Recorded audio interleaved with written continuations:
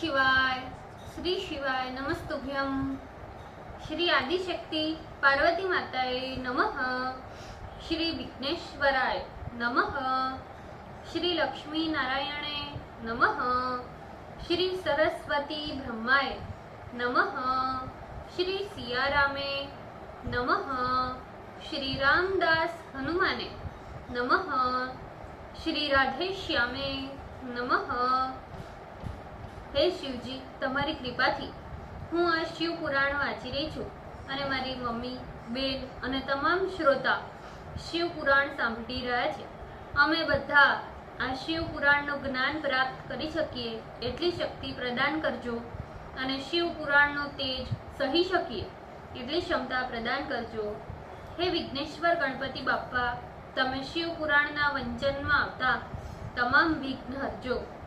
हे कृष्ण मनोहारिणी राधा जी, हे श्याम सुंदर, हे सिया राम जी, हे रामदास हनुमान जी, तमे शिव पुराण सांभळवा जरूर पधारजो अने मारा हृदयमां स्थान ग्रहण करजो।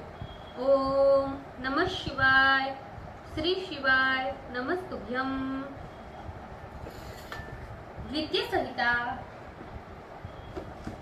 10मो अध्याय। पार्वती प्राप्ति हेतु तपस्यारत शिव के भाल स्थल से भौमोत्पत्ति। Page number 491। नारद जी बोले, हे विष्णु शिष्य, हे महाभाग, हे विधे, हे प्रभु, हे शिव भक्तों में सर्वश्रेष्ठ, आप इस शिव लीला को विस्तार पूर्वक मुझसे कहिए। सती के विरह से दुखी हुए शिव ने कौन सा चरित्र किया और वे हिमालय पर्वत पर किस समय तपस्या के लिए आए? शिवा एवं शिव का विवाह किस प्रकार हुआ? शिव जी के काम का नाश किस प्रकार हुआ? और पार्वती ने तपस्या पर किस प्रकार शिव शंकर को प्राप्त किया?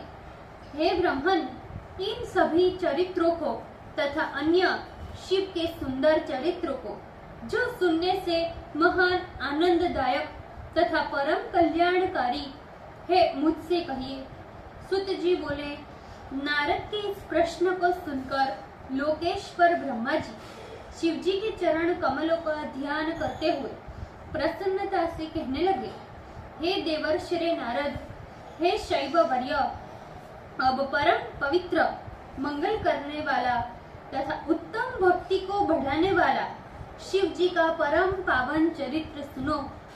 शिव जी अपने प्राणों से भी अधिक प्रिया सती देवी को हृदय से स्मरण करते हुए उनके विरह से दुखी हो कैलाश पर्वत पर आए और शोक से विकल हो लोक चेष्टा का अनुसरण करते हुए सती के प्रेम को बढ़ाने वाले गुणों का वर्णन अपने गणों से कहने लगे।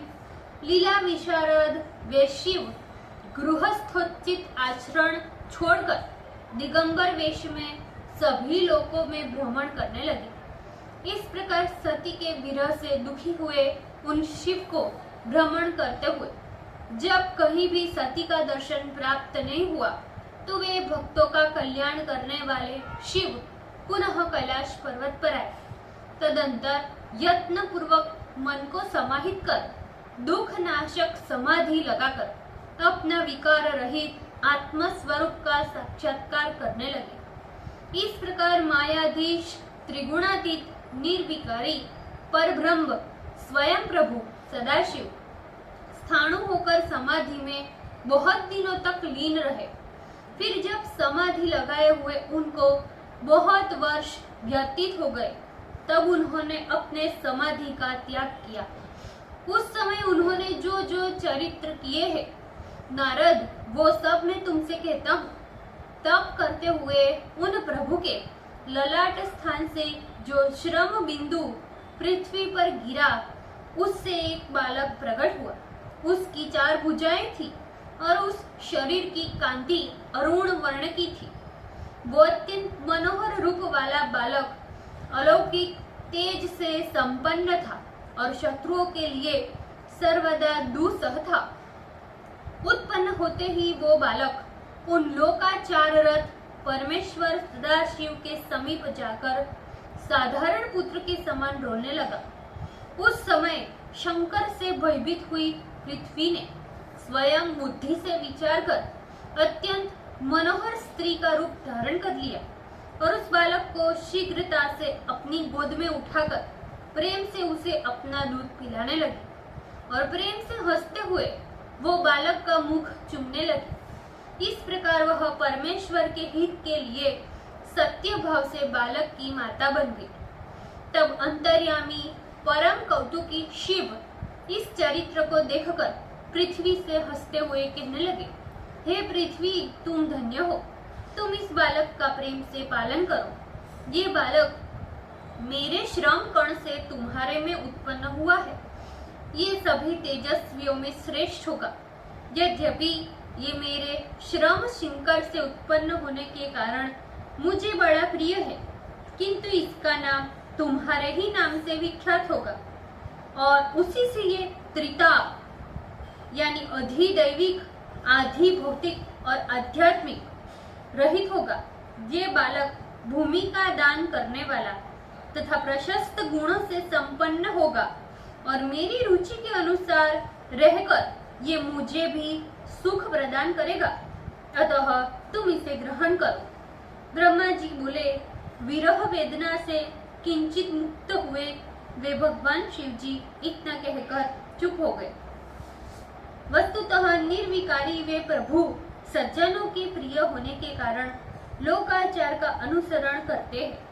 तब पृथ्वी शिव जी की आज्ञा लेकर पुत्र सहित अपने स्थान को चली गई और उस बालक से अत्यंत सुखी हो निवास करने लगी। वो बालक भौम नाम से विख्यात होकर बहुत शीघ्र ही युवा हो गया और काशी को प्राप्त कर बहुत दिनों तक शिव की सेवा करता रहा। इस प्रकार वो भौम शिव जी की कृपा से ग्रहत्व को प्राप्त कर शुक्र लोक से भी आगे दिव्य लोक में निवास करने लगा। हे नारद, ये सती के विरह के समय का शिव चरित्र मैंने तुमसे कहा। हे मुने, अब आगे शिव जी की तपस्या का वर्णन तुम आदर पूर्वक सुनो। ओम नमः शिवाय। श्री शिवाय नमस्तुभ्यम। भूल चूक माफ करजो, शिवजी कृपा रखजो। આજના શિવપુરાણના વંચનનું પુણ્ય મને પ્રદાન કરજો શિવજી। ઓમ નમઃ શિવાય। શ્રી શિવાય નમસ્તુભ્યમ।